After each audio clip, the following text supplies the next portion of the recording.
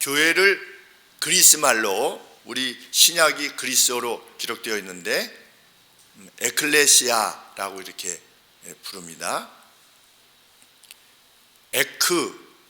에클레시아인데 에크라고 하는 단어와 칼레오라고 하는 단어가 이렇게 둘이 합쳤는데, 에크는 from, 뭐뭇으로부터 이런 뜻입니다. 뭐뭇으로부터. 칼레오는 뭐냐면 부르다 이런 뜻입니다. 부르다. 누굴 부르는 거 있죠? 콜 하는 것이다. 그래서 불러서 나오게 한 사람들이다 이런 뜻입니다. 교회는 불러서 나오게 한 사람들의 모임이다 이런 뜻입니다. 그러면 어디로부터 불러서 나옴을 받게 된 사람이냐? 세상의 지배로부터 불림을 받아서 아웃한 겁니다. 바깥으로 나와서 어디로 들어갔느냐? 하나님 나라로 들어간 사람들. 그것이 에클레시아, 곧 교회입니다. 그래서 제가 헬라어 공부한 지가 하도 오래돼서 그 에클레시아에서 여러분들도 구글에 찾아보시면 에클레시아 그러면 그 어원이 나오고 그 뜻이 나옵니다. 그런데 참 재미있었던 것은 에클레시아가 교회의 용어이기 전에 벌써 그 신약 교회가 출발하기 전에 약 500~600년 전에 이미 있었어요. 에클레시아라고 하는 단어가.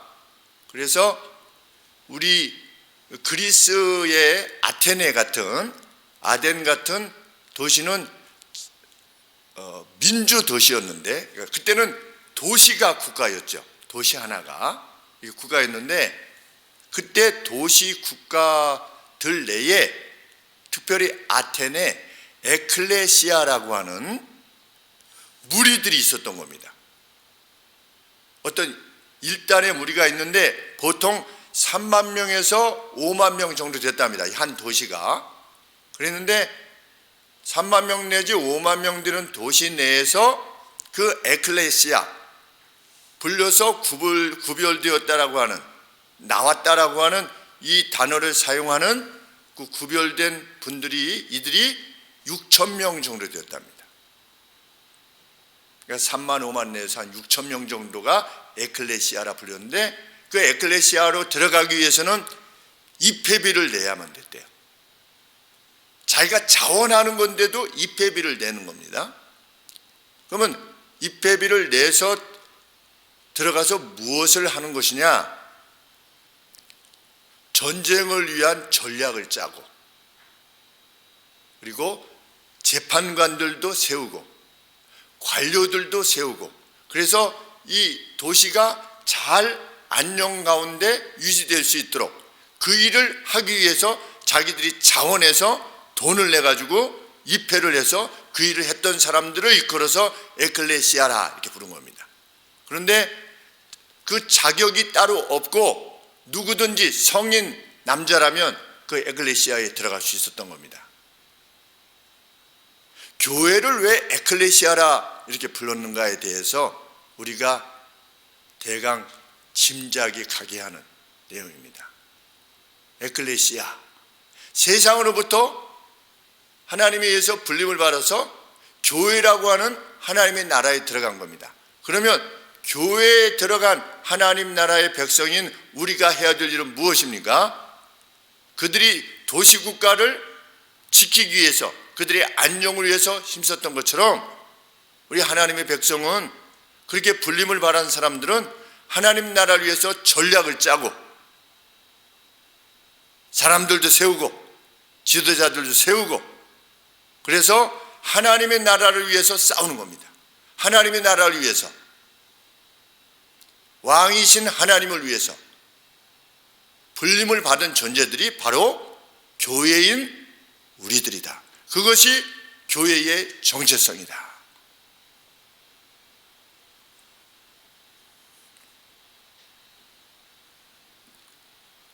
그 정체성을 포기하지 않는 공동체, 이를 위해서 추구할 변화, 그리고 목표가 있는 공동체, 교회입니다. 추구할 목표가 있는 겁니다.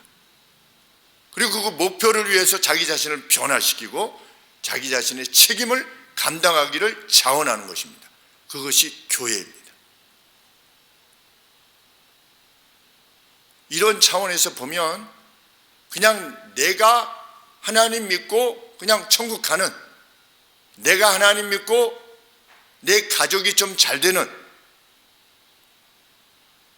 이 정도의 수준을 지닌 그 어떤 믿음이라고 하는 것이 이 교회라고 하는 정체성에 비춰보면 얼마나 약한, 참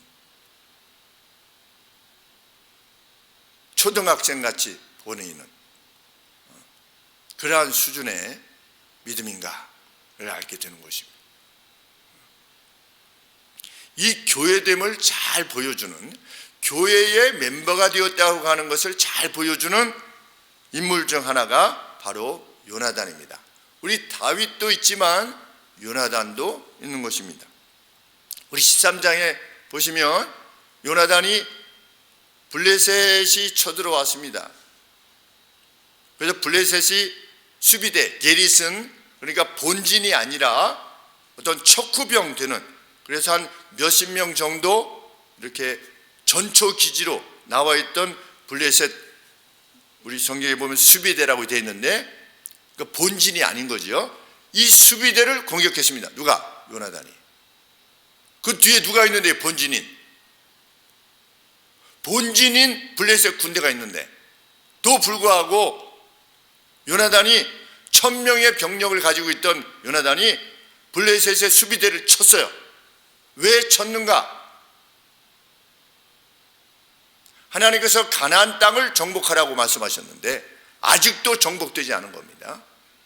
무할례자들이 하나님께서 주신 땅을 여전히 지배하고 있고, 또 그들에 의해서 이스라엘이 힘이 없으니까 그들에 의해서 압박을 받고 고통을 받고 있는 겁니다. 그것을 견디할 수 없는 것입니다. 그래서 블레셋 수비대를 쳤습니다. 쳤더니 어떤 일이 발생했냐면 그 쳤다라고 하는 소식을 듣고 블레셋 본진이 쳐들어왔는데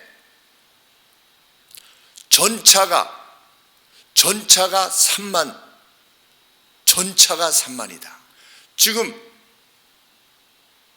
요나단은 기껏 해봤자 1000명입니다. 그런데 전차가 3만 대가 왔어요. 그리고 기병이 6000. 그리고 성경의 표현에 의하면 바다의 모래와 같이 많았다, 이 보병들은. 그래서 요나단이 괜히 잠자는 사자의 콧대를 건드려 가지고서 본진이 쳐들어왔어요. 그러니까 그 상황이 되니까 이스라엘 백성들이 어떻게 했다? 너무 두려워해 가지고 굴 속에 숨고 덤불 속에 숨고 웅덩이 속에 숨고 다 산지 사방으로 다 흩어져서 다 도망하고 있는 상황인 겁니다. 누구 때문에 그렇게 됐습니까? 요나단 때문에 더 그렇게 됐어요. 그냥 거기까지 점령하고 이스라엘이 여기 먹고 그냥 조금 뭐 구태여 이렇게 특별히 싸우지 않고, 우리도 요새 그렇지 않습니까? 큰 나라의 심기를 건들지 않으려고 우리가 얼마나 애를 씁니까? 일본, 미국, 중국, 러시아 이 큰 나라들의 심기를 건들지 않기 위해서 얼마나 노심초사하며 우리가 행하게 됩니까? 아니, 러시아하고 중국의 비행기들이 허락도 없이 우리나라 방공 식별 구역에 19대나 전폭기들이 날라왔는데, 전폭기들이 그냥 한두 대가 지나가도 큰 이슈가 되는 판에 우리는 자신들 그 방공 식별 영역 내에 들어가면 다 보고를 하고 허락을 받고 들어가는데 거기는 그냥 와서 이렇게 지나가도 한마디 말도 못하는 겁니다. 왜? 우리가 약소국이니까, 그 강대국에 비해서. 빨리 우리가 더 부강해지길 원하지요.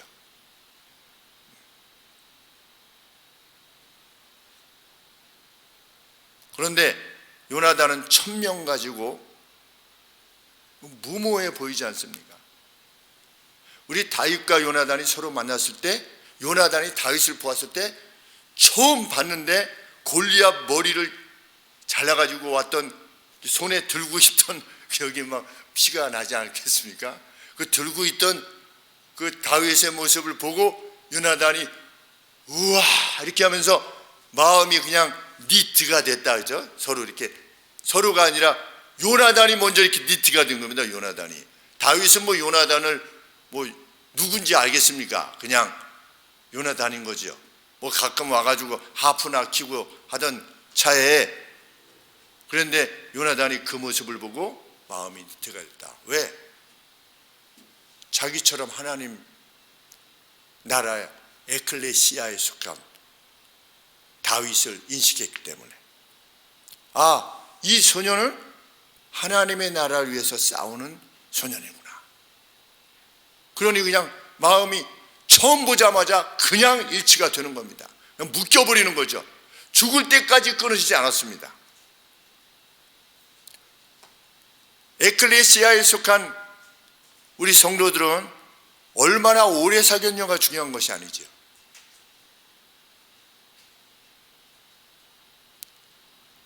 하나님의 나라를 위한 공동의 전략, 공동의 목표, 그 변화를 위한, 죽을 때까지 같이 싸울 거냐라고 하는 그 동기의 일치, 그것이야말로 우리를 하나로 묶지요.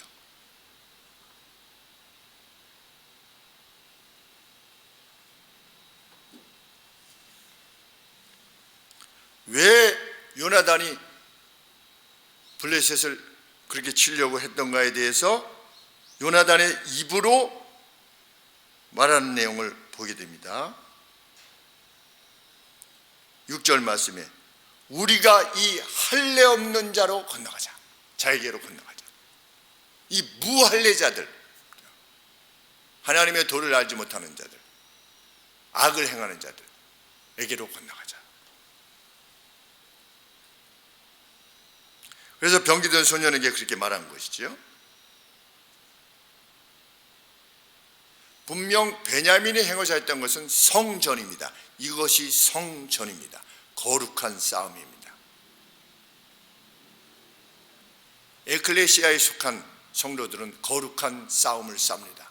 그것은 알라를 믿는 자들이 싸우는 싸움이 아니고 우리들이 싸워야 되는 싸움입니다. 성전, 알라를 위한 사람들이라고 하는 사람들이 자신의 알라를 위해서 무엇을 합니까? 자포까지 하지요. 자기들이 믿는 신념을 위해서 자포까지 합니다. 자기의 살점이 뜯어지는, 그 파편도 제대로 남지 아니하는 자신의 신을 위해서, 그것이 그릇된 방향임에 분명함에도 불구하고 그들이 그렇게 행합니다. 그것이 성전입니다. 베냐민은 알라를 위해서 싸운다고 하는 그 사람만큼이나 그들만큼이나 무모해 보이지 않습니까? 1000명 가지고 괜히 건드려서 그냥 같이 살지, 더불어서. 좀 그럴 수 없는 겁니다. 하나님의 백성은.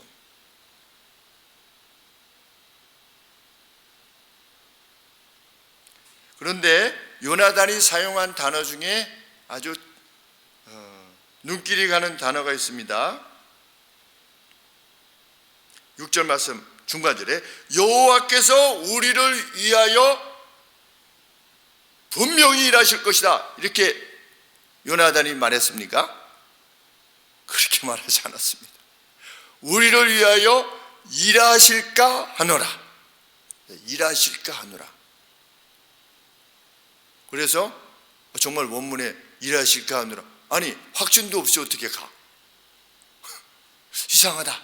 그래서 원문을 살폈어요. 그랬더니 일하실까 하노라 했는데 정말 있어요. 아마도 이런 단어가 있습니다. 울라이라고 하는 단어가 있는데, 아마도, 이 아마도는 뭐냐 했더니 기대를 하는데 두려움으로 기대를 하는 거랍니다. 이것을 보면 무엇을 알 수 있습니까? 요나단도 두려웠던 겁니다. 두려운데도 소망하는 겁니다. 하나님 안에서. 그래서 더 감동이 있습니다. 요나단은 황금박쥐가 아니에요. 그래서 뭐 정 안 되면 정의의 심판을 받으라 그러면 제일 마지막에 그래가지고 다 무너뜨릴 수 있는 무슨 이게 지팡이가 있는 게 아니에요. 가서 죽을 수도 있어요. 요나단이 나중에 사울과 전쟁에 나갔다 어떻게 됐습니까? 죽었지요. 요나단에게는 승리만 있었습니까? 패배도 있었습니다. 그리고 죽었습니다. 우리는 승리만 말하고 싶습니다. 요나단이 이때 단 둘이 나가서 승리한 승리만 말하고 싶습니다. 그러나 성경은 요나단이 이후에 하나님의 거룩한 싸움을 싸우다가 죽었다. 승리했느냐 안 했느냐가 중요한 것이 아닌 거지요. 그런데 분명한 것은 하나님이 승리도 맛보게 하시고 패배도 맛보게 하신다. 누가? 우리 하나님께서. 누구를 위하여? 이스라엘 백성을 위하여서. 그리고 요나단 자신을 위해서. 그리스도인에게 있어서 하나님의 성전을 싸우다가 죽으면 그게 뭡니까? 그게 성전입니다.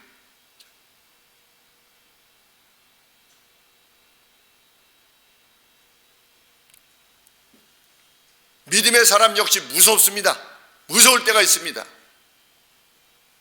우리 저쪽 예배당 시절 때 한 달에 한 400만 원 내지 500만 원 마이너스가 됐을 때 무서웠죠. 누가? 김 목사가. 무서웠다기보다 이거 어떻게 해야 되는 건가. 그런데 우리가 그때 한 220 내지 250씩 밖으로 구제 및 선교로 내보내지 않았습니까?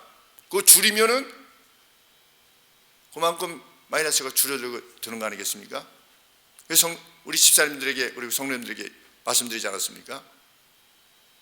예배당을 우리가 매각하는 일이 있다 할지라도 하나님께서 기뻐하시는 일을 줄이지 말고 계속 하자라고 그렇게 우리 성도님들이 결정하시지 않았습니까? 그래서 그대로 갔습니다. 그래서 그때 한 그 상태로 가면 한 1년 반이면 다 소진되겠구나. 그러면 일산에 그 아파트를 매각을 해서 교회 안으로 들어와서 살면 한 1년 반은 좀 더 버틸 수 있겠구나. 그러면 앞으로 한 1년 반 남았구나. 이것을 누릴 수 있는 때가 1년 반 정도 남았구나. 이렇게 생각을 해서 그대로 갔지요.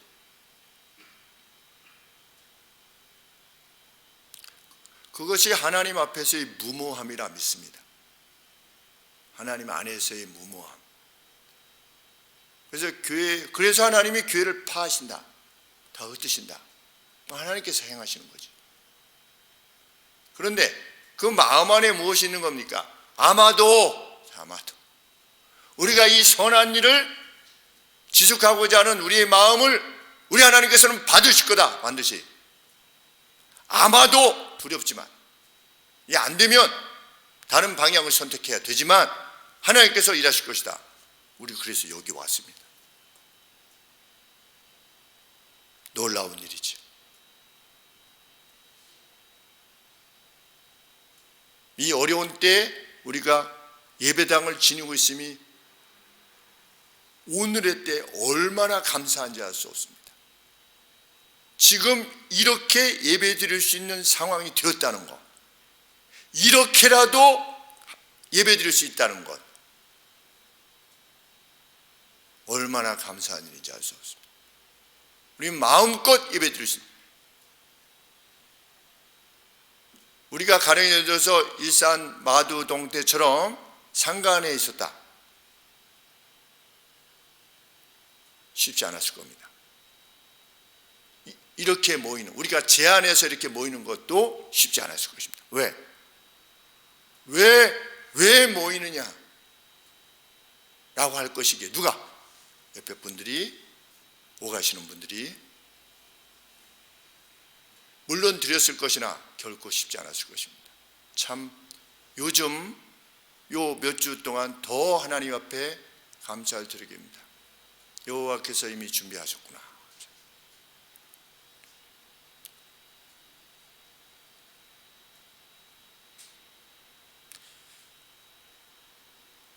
요나단은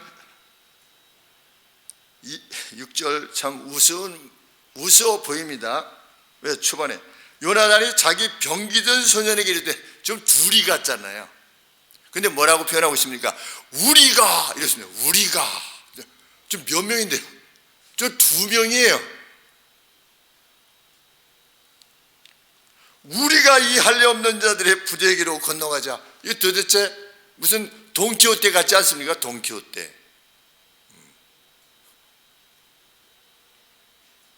그냥 우리가 하나님의 살아계심과 역사하심을 인식하면서 이렇게 이것을 이해하니까 참 장하다, 담대하다 이렇게 생각하지만, 그때 당시에 이 둘이서 우리가 가자 막 이렇게 했을 때 참 정말 이렇게 된 거 아니야 라고 생각할 정도겠지요.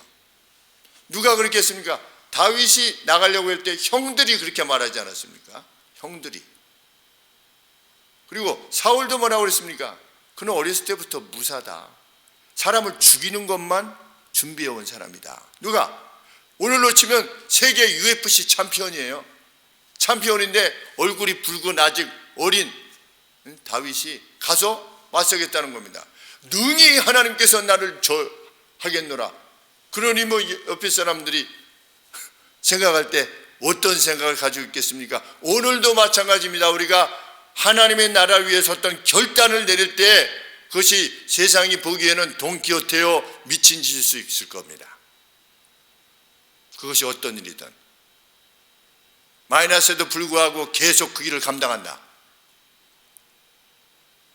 그리고 예배당을 그 일 때문에 매각하거나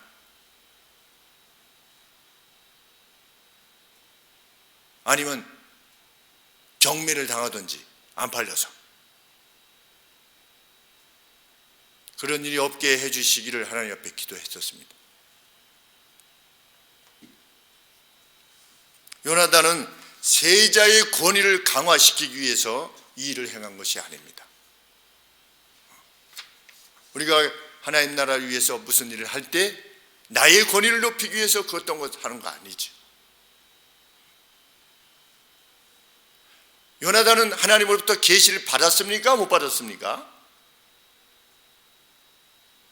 너 싸우러 나가라, 너 둘만이라도 나가라, 이렇게 계시 받았습니까? 못 받았습니까? 계시 못 받았습니다.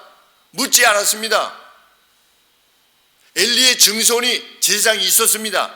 에봇을 입고 있었고 법궤도 있었고, 그런데 묻지 않았습니다. 왜? 벌써 영적으로 어두워진 이들이기 때문에 물을 가치가 없는 것으로 여겼던 것 같습니다. 하나님의 계시도 받지 않았습니다. 그러나 일하실 것이다. 왜 하나님이 일하실 것이다 라고 그 이유를 말했습니까?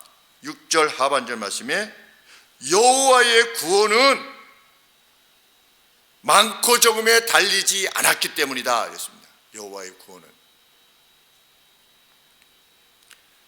여호와께서 구하심에 있어 많음과 적음에 의해서 제한받지 아니하시기 때문이다.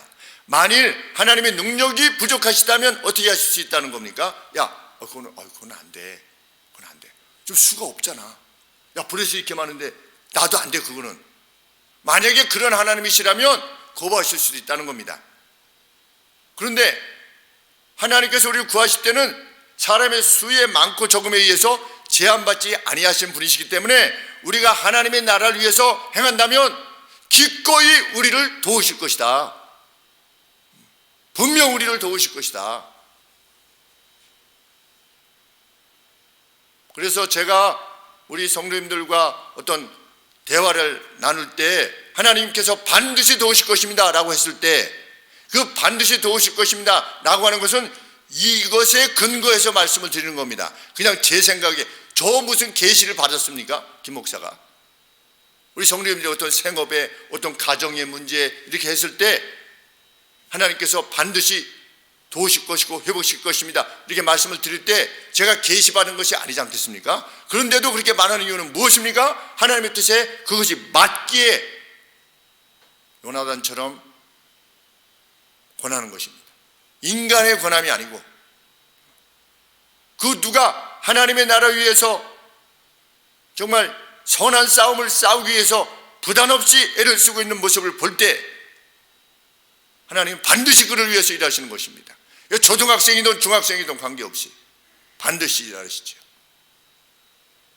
그의 기도를 들으시고 그의 성실을 빛나게 하시고 그들에게 사람을 붙여주시고 상대의 마음을 바꿔주시기도 하고 어떻게 할 때? 하나님 나라와 그의 영광을 구하고자 할 때, 하나님 나라, 왕이신 하나님의 나라를 위할 때. 그러자 소년이 무엇이라고 답합니까? 당신의 마음에 있는 모두를 행하소서. 참 기가 막힌, 죽으러 가자는 겁니다. 같이 단 한 명만 있어도 되는 겁니다. 우리 용기를 낼 때 단 한 명만 있어도 돼요. 당신의 뜻대로 행하십시오. 그게 뭡니까? 그게 동지입니다. 신앙의 동지.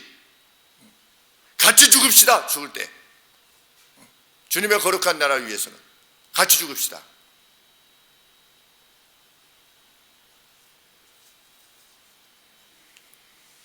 저는 별로 안 좋아합니다. 예전에 목사라고 하는 분이 모여서 자신이 계시를 받았다느니 뭐 이렇게 하시는 분 별로 안 좋아해요. 안 좋아하는데 제가 최근에 어떤 생각이 드냐면 인간적으로는 참 정말 대단한 사람이다. 5천 명이 흔들리지 않고 나가잖아요. 다른 사람들이 세상이 막 욕하고 나라가 다 욕해도 어떻게 그렇게 자기를 추종하도록 만들었는가? 하나님 앞에 회개하셔야죠. 그분이. 그래서 그분이 회개하시도록 그분을 위해서도 기도합니다. 왜? 하나님 앞에 잘못된 것이니까. 그럼에도 불구하고 어떤 사람을 추종하는 히틀러, 야 대단하다. 어떻게 하면 그 많은 독일 국민들을 그렇게 만들어놨는가? 그것이 잘못된 길임에도 불구하고 그것이 옳은 것으로 이해시켜가지고 이탈리아의 무솔리니, 이야 참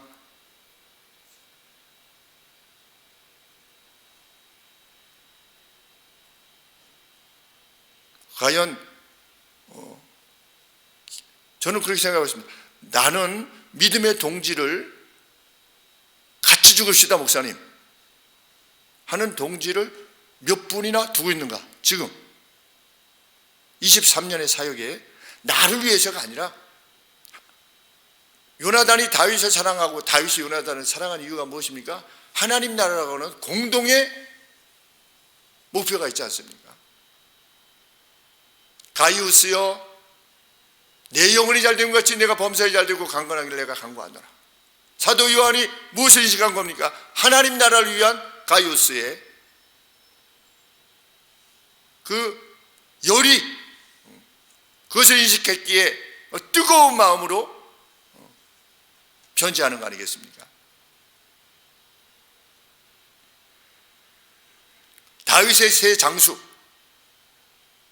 다윗이 그 떠온 물을 예루살렘 그 베들레헴의 그 물 떠온 물을 이 장수들의 피값이라고 말했으리만큼 참 생명을 걸고 가서 다윗의 마음을 알아서 저 베들레헴 땅이 하나님 나라로 회복되어야 되는데 라고 하는 그 다윗의 마음을 알아서 그냥 그 죽은의 마음을 알아서 가서 생명을 걸고 물을 떠왔을 때 그걸 하나님 옆에 드리면서 피값이라 할 만큼 그런 신앙이 하나님 나라를 위한 동지가 있었기에 다윗이 그러한 통치를 행할 수 있었던 것이죠. 일치된 마음. 한 사람의 믿음의 동지만으로도 충분한 것입니다. 실로 갑시다. 그렇죠? 예. 담대했지만 요나단은 무모하지 않았습니다. 왜? 계시를 못 받았지 않았습니까? 그래서 이쪽이 절벽이고 이쪽이 절벽이에요. 근데 어디냐면 위치를 따져보니까 여기쯤 됩니다. 이스라엘에서 위치가. 그런데 그래서 이제 영어로 구글로 이렇게 또 넣으니까 딱 요 지역이 나와요. 그래서 여러분들께서도 이게 구글로 찾아보세요. 그러면 더 현장감이 옵니다. 그러면 이미지로 찾아보시면 돼요. 전체 하면은 뭐 말도 나오고 뭐 이렇게 하는데 그 맨 위쪽에 보면 이미지, 그러면 이미지만 딱 누르면 그 사진, 그 절벽 이런 것들이 나오는데 정말 아주 그 이렇게 높은 절벽이에요. 그리고 밑에는 계곡이에요. 그 이쪽은 다시 이렇게 절벽이에요. 그러니까 이쪽에서 지금 그 요나단이 이 절벽을 타고 내려오는 겁니다. 내려올 때도 두 팔과 두 손으로 내려왔을 겁니다. 왜? 절벽을 붙잡고 내려와야 되니까. 그런데 뭐라고 요나단이 소년에게 제안하는 겁니까? 우리가 밑에 가서 우리 자신을 보이자. 그럼 위에서 보지 않겠습니까? 블레셋 사람들이? 그래가지고 블레셋 사람들이 너 거기 있어. 우리가 너 거기 있어. 그러면서 내려오면 하나님이 허락지 아니하신 것으로 우리가 알고 돌아가자. 근데 밑에서 왔는데 위에서 올라오면 죽어 이렇게 하면 하나님이 두려움을 주셨구나. 그래서 우리한테 못 내려오는 거구나. 왜? 둘밖에 없으니까.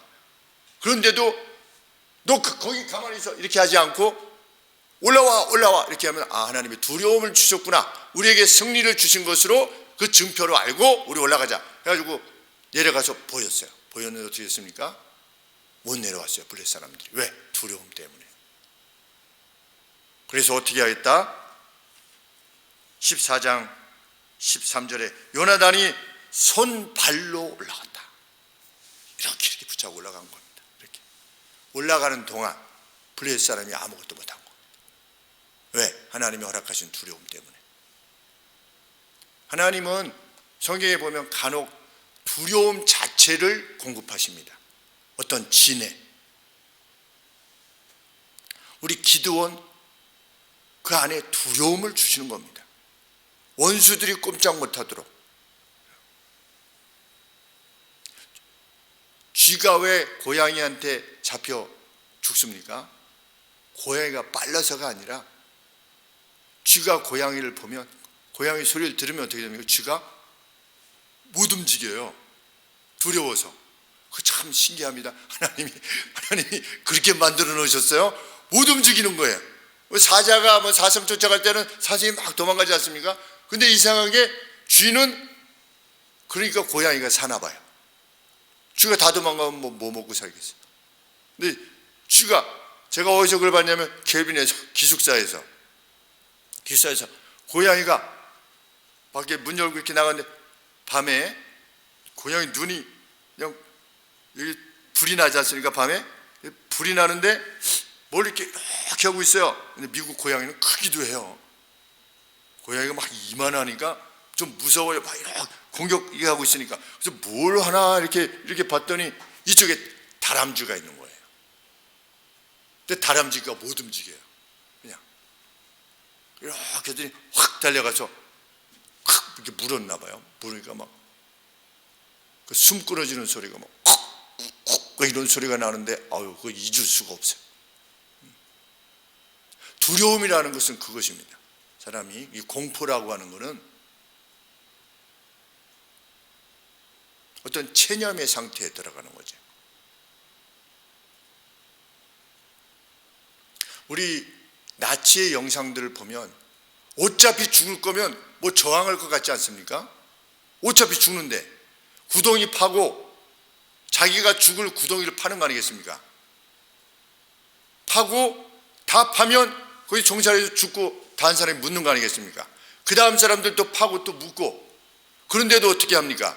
그 사람들이 자기의 무덤을 파요. 아무런 저항이 없이. 왜? 두려움, 그냥 체념하는 겁니다.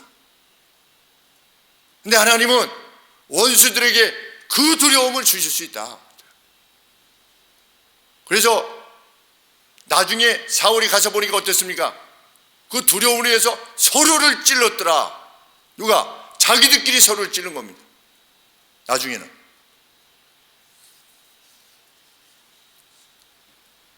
15절 말씀에 거기에 떨림이 있었다. 어디에 떨림이 있었냐? 캠프에도 떨림이 있었고,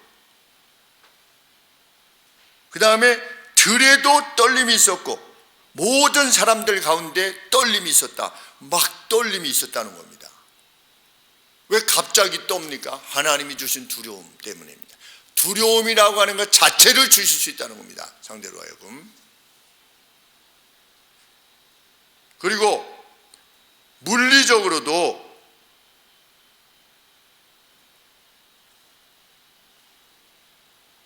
땅도 진동하였으니, 땅도 얼스퀘이크 했다. 얼스퀘이크가 지진 아니겠습니까? 얼스도 퀘이크하게 하셨다. 땅도 진동하게 하시는 겁니다. 이렇게 울게. 그게 얼마나 무서웠겠습니까?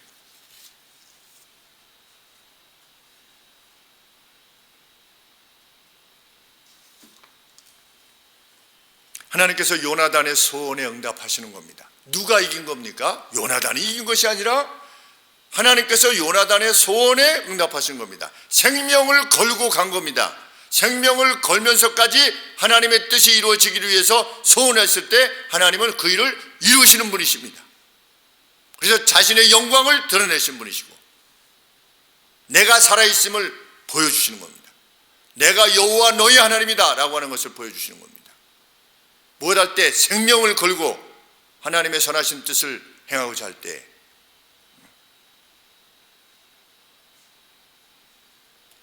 생명을 걸고 행하고 계시기에 치료할 수 없는 불치의 병을 고쳐 주시옵소서 기도하고 있는 것이고, 도저히 회복할 수 없는 가운데 있는 것처럼 보인다 할지라도 개의치 않고 하나님 앞에 간구하고 있는 것입니다. 하나님 보여주십시오. 하나님의 선하신 뜻을 향해서 나아가고 있지 않습니까? 우리 형제와 자매들이. 하나님 역사해 주시옵소서. 상황이 역전되었을 때 최초의 변화는 무엇입니까? 너무 두려우니까 블레셋 편에 들었던 사람들이 어떻게 된 겁니까? 이스라엘을 위해서 싸우기 시작한 겁니다.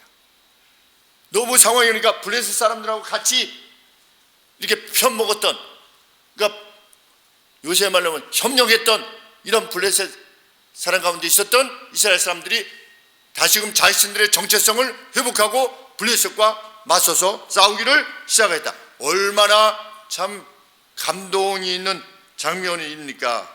저는 21절에 전에 블레셋 사람과 함께하던 히브리 사람이 사방에서 블레셋 사람과 함께 왔는데 진에 들어왔더니 그들이 돌이켜 사울과 요나단과 함께한 이스라엘 사람과 합하였다. 중간에 흔들거리는 사람도 용기를 지니게 된 겁니다. 복음을 떠나 있던 사람들에게도 용기를 주는 것입니다. 돌아와라. 하나님 편으로 돌아와라. 세상과 짝하여 살던 이들에게도 그런 것을 하나님이 보여주실 때, 누가 교회에서 뜻했을 때, 그것을 이루셨을 때, 하나님의 영광을 보았을 때 그들도 돌아서는 겁니다. 그것을 위해서 죽기를 각오하는 것입니다. 그것이 신앙입니다. 이상 아니냐 그랬죠.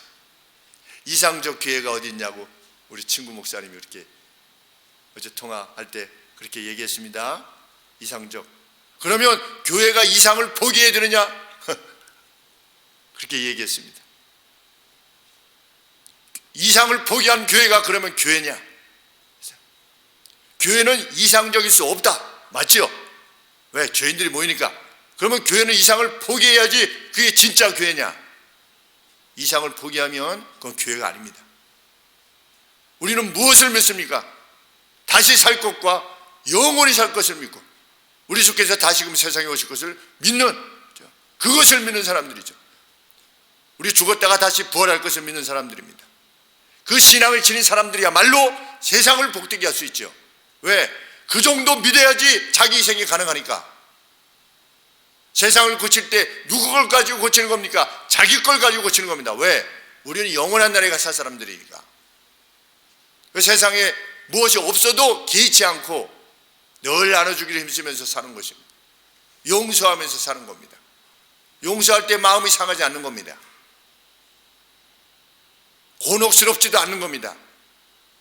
하나님 용서하라고 그러니까 용서해, 이게 아닌 것이지. 여기도 보세요. 블레셋 사람과 함께 했던 이스라엘이 돌아올 때 그거 막았습니까? 니네들은 배반자야, 니네들은 부역자야, 그렇게 하지 않았습니다. 함께 싸웠습니다.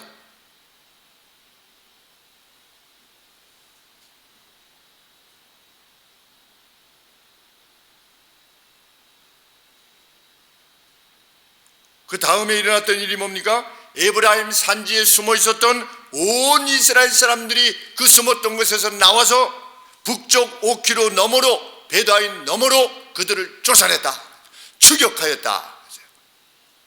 와 하고 일어나서 해방, 그 해방이죠, 해방. 우리 8.15 해방 그 동영상 보니까 정말 미친 듯이 좋아하는 그 우리 국민들 모습을 보면 참 저때 좀 기쁘셨겠다. 이스라엘 백성들이 와 하고 함께 나와서 싸우는 겁니다.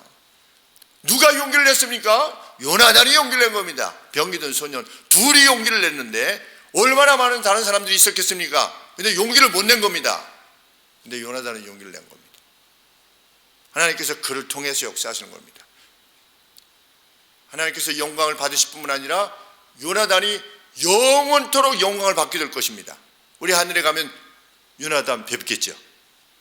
저는 다윗보다도 요나단이 더 뵙고 싶습니다. 요나단. 다윗도 요나단이 더 뛰어나다고 하지 않았습니까? 두 용사로다 이렇게. 사울에 대해서 쫓아도 뭐라고 말하는 겁니까? 하나님 나라 위해서 싸우는 사람은 사울이 자기를 죽일 것이냐 말 것이냐 이것도 개의치 않는 거죠. 그래서 사울이 죽었을 때 두 용사가 죽었다.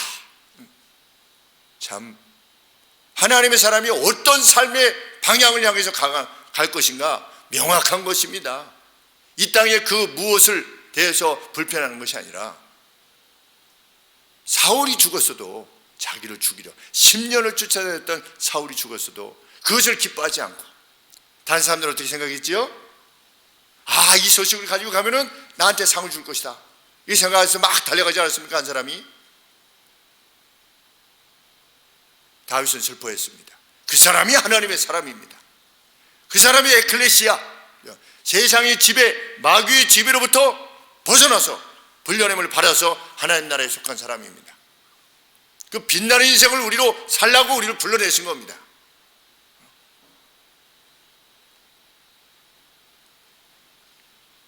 (33년) 전에 동아제약, 지금 현 동아제약 사장님이신 엄대식 사장님께서 저한테 그렇게 말씀하셨습니다. 김희승 씨, 나이롱 신자도 제대로 믿는 크리스찬이 있기를 보기를 원하는 것입니다. 그래야만 용기가 납니다. 이렇게 말씀하셨습니다. 그랬던 그 사장님이 그때는 두기수 선배셨죠. 나이는 같지만 먼저 들어오셔서 서울대 농경제약 나오셔서 신문에도 최연소 사장, 국내 34살 때 사장이 되었으니까 아주 좋은 분이었는데 장로님이 되어 계셨습니다. 장로님 되셨습니다. 얼마나 기뻤는지. 자기 자신이 그래서 나이롱 신자라고 했는데 믿음 안에서 참 장로의 직분으로 이렇게 뵙게 되었을 때 목사와 장로로 이렇게 뵙게 되었어요. 얼마나 기쁘고 감사했는지. 누군가 하나님 나라를 위해서 용기를 내면 곁에 있는 이들이 용기를 얻게 되는 것입니다. 저분도 저렇게 가는데 나는 이렇게 가는데 왜 이렇게 안 따라오고 야단이야? 그런 사람은 그렇게 갈 수도 없는 겁니다. 언젠가 기록을 보니까 19세기 영국이 대부흥을 행할 때 교회에서 11조 말고 가난한 분들을 위한 11조를 따로 거두었대요. 교회에서. 그런데 그 액수가 유럽 전 지역의 세금보다 더 많았대요. 기가 막힌 마음에 감동을 주는 말씀이 아니겠습니까? 영국에 부흥을 주고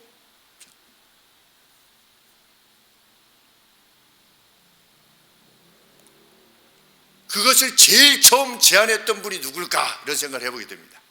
제일 처음 제안했던, 우리 가난한 이들을 위해서 특별히 10분의 1을 따로 냅시다.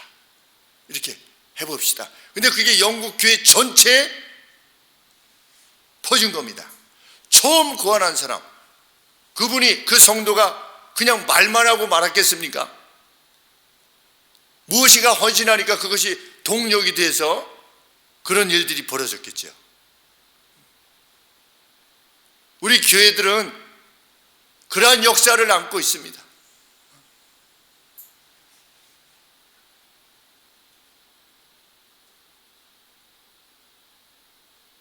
제가 제 아내에게도 고마움을 느끼는 것 중에 하나가, 제가 전도사 때인지 그때 화평교에서 24만 원 주셨습니다. 사례비로. 그래서 그것으로 도저히 살 수가 없어서 제가 영어 과외를 했어요.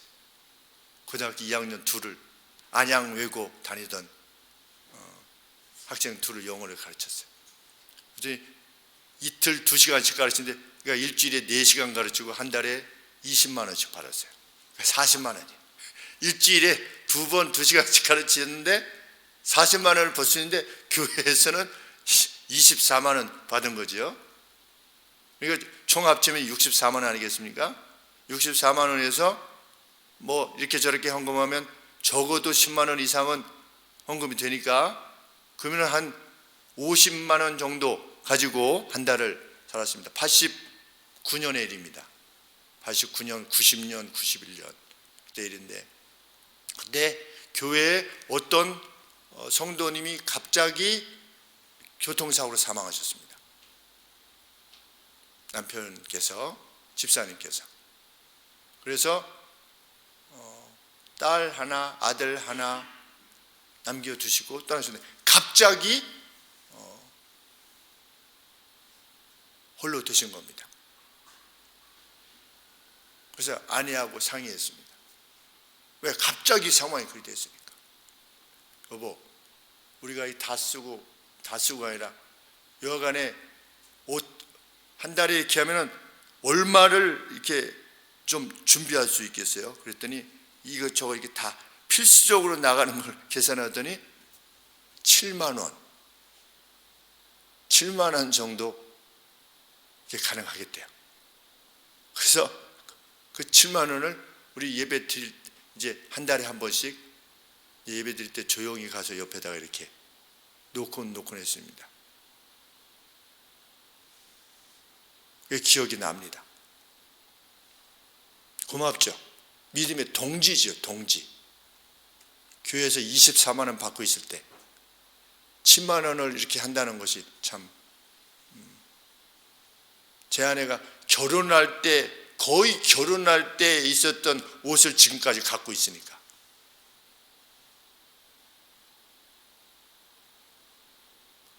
용기를 낸다는 것, 하나님 앞에서 용기를 낸다는 것.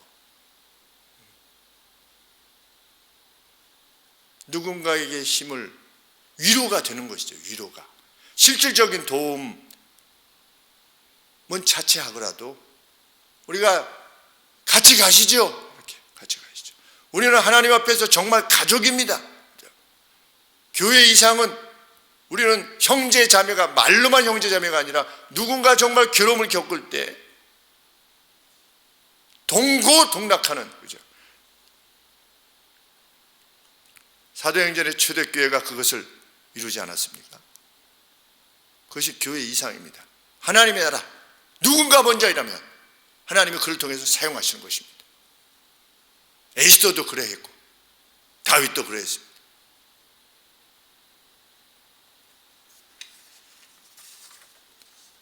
합동신학대학원 강당에 후배 전도사님들, 재학생들을 만나러 갔을 때, 제가 이제 졸업생들, 선배들 몇이 앉고 여기 이제 재학생들이 앉아서 이게 학교에 대한 회상과 믿음에 대한 것들 이렇게 말씀 나누다가, 제가 학교 다닐 때는 장학금을 서로 안 받으려고 해서, 그래서 제가 그때 반장이었는데 이 유형기 교수님한테 내가 혼나기까지 했습니다. 아니, 장학금을 이렇게 지급을 해야 되는데, 제가 누구 전도사님한테 가서 전도사님, 이번에 전도사님이 좀 받으셔야 되겠습니다. 이차식 목사님이 계신데, 제가 선배 형님이라 이차식 형님 이거 이번에 좀 받아야 되겠습니다. 나는 여유가 있으니까 저기 다른 사람 주시오. 그러면 다른 사람한테 또 가가지고 윤석산 형님 저 차식 형님이 좀 받으셔야 되겠다는데 이번에는. 그러니까 나는 괜찮아. 그래가지고 서로 이렇게 돌림방을 해가지고 서로 안 받겠다고. 그런데 한 60명 중에 7분이 점심 식사를 못 하셨어요. 돈이 없어서. 제가 전에도 말씀드렸지만 유영건 목사님 같은 경우는 그 시장에서 배추 파는 거기 가가지고 사모님이 배추 이제 겉에 시드는 걸 이렇게 뜯어내면 이제 버리지 않습니까? 그것을 주워다가 국을 해 드셨다고 할 정도로, 그 유영건 목사님은 그때 제가 기억하기로 사례비를 12만 원 받으셨어요. 그러면 아무리 30년 전이라고 할지라도 12만 원 가지고 어떻게 사겠습니까? 그러니까 그런 상황인데도 불구하고 장학금이 이제 몇십만 원이 나오는 거죠. 왜냐하면 90만 원인가 이렇게 됐으니까. 나와도 서로 안 받겠다고 해가지고. 그래서 제가 혼났죠, 유영기 교수님한테. 아니 그거 좀 제대로 빨리 처리해야지 나보고 어떻게 하라는 거냐 이렇게 해서. 알겠습니다. 아이고 교수님이 혼내시니까 이거 좀 받으셔야 돼 이번에 좀. 제가 그래가지고서 이렇게 나눈 적이 있는데 그 얘기를 했어요, 후배들한테. 그리고 우리는 어떻게 돈이 조금이라도 생기면 이 창가에 박스를 만들어 가지고 식권을 사서, 서로 어렵지만 식권을 사서 몇 개라도 이렇게 그때 1,000원인지 해가지고 사다 놓으면 누구라도 이렇게 드실 수 있도록 그렇게 했다. 그리고 서점도 그냥 무인 서점, 그냥 돈이 그냥 있는 겁니다. 돈통이 여기 그냥 있고 책값 자기가 거슬러 가는 거예요. 우리 합동신학대학원이 그런 학교입니다. 참 천국 같았습니다. 그래서 쫙 소개했어요. 그랬더니 그 전도사님이 어떻게 하면 됩니까? 이렇게 물었어요, 저한테. 어떻게 하면 됩니까? 어떻게 하면 그런 학교를 할 수 있습니까? 제가 답했습니다. 먼저 깨닫는 사람이 하십시오. 그랬습니다. 그러면 따라옵니다. 우리는 하나님 나라의 불림을 받으신 에클레시아입니다. 하나님께서 우리 심령에 깨닫게 하실 때가 있습니다. 너 이렇게 해줄 수 있겠니? 너 이거 하는데 용기를 낼 수 있겠니? 너 나를 생각해서 이렇게 감당할 수 있겠니? 이렇게 마음을 주시지요. 그때 용기를 내서 행하실 수 있는 우리가 되기를 원합니다. 한 명이냐 두 명이냐 중요하지 않고 먼저 행하시면 하나님이 역사하십니다. 그 역사를 통해서 교회가 그 자유의 기쁨으로 뛰놀게 될 것입니다. 하나님은 이를 위해서 원수들에게 떨림도 주시고 진동도 허락하실 겁니다. 우리는 그것을 함께 보게 될 겁니다. 2021년 함께 그 하나님의 영광을 보는 우리가 되기를 소원합니다. 기도하겠습니다. 고마우신 아버지, 믿음의 인물들의 기록을 남겨두심으로 하나님께서 어찌 일하시는 분이신가 우리에게 가르쳐 주시는 하나님. 하나님은 어제와 오늘과 내일이 동일하신 하나님이심을 믿습니다. 저희 아동부로부터 시작하여서 작년에 이르기까지, 노년에 이르기까지 모든 성도님들이 여전히 코에 호흡을 허락해 주신 이 시간들 내에서 하나님 나라 위에서 분투하며 싸우기를 구하시는, 손으로 악을 이기고자 하는, 우리 지닌 것들로 부족함들을 채우려 하는 그 선한 노력들을 계속해서 기울일 수 있도록 하나님께서 우리를 이끌어 주시기를 간절히 소원합니다. 주의 영광을 함께 목도하며 할렐루야 할 수 있게 하여 주시옵소서. 예수 그리스도 이름으로 기도합나이다. 아멘.